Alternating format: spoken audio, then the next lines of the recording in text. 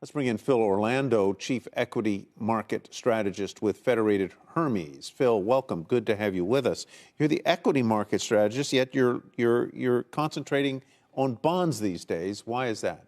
Well, I think it's a more holistic approach here. We like cash, we like bonds, and we are overweight equities, but we're focused on the value portion of the market.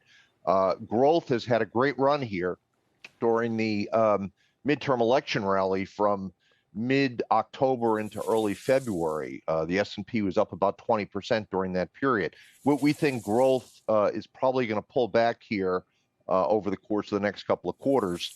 And we're taking advantage of the opportunity with low prices on value stocks to be overweight value. So it's overweight value equities, overweight treasuries, overweight cash. That's sort of the defensive posture we've got here to try to hunker down and get through this situation until we get some clarity on what's going on in the market and the economy. When you say overweight treasuries and you're forecasting that the 10-year yield may go to 3% by the end of the year, and in light of the fact that overweighting treasuries did no good for Silicon Valley Bank because of the kinds and maturities, durations of the treasuries they had, where are you on the maturity spectrum of the treasuries you are overweighting? So our duration committee is roughly neutral right now, and talking about our thoughts that treasuries might get to 3% benchmark 10s by the end of the year. Not a terribly heroic call, given the fact that we've gone from 410 to 340 here in the last 3 weeks. So what we're suggesting is that the economy is going to slow. It's going to continue to slow. Treasuries will probably perform well in that environment. Cash right now is a real asset class yielding 4.5%, 5%.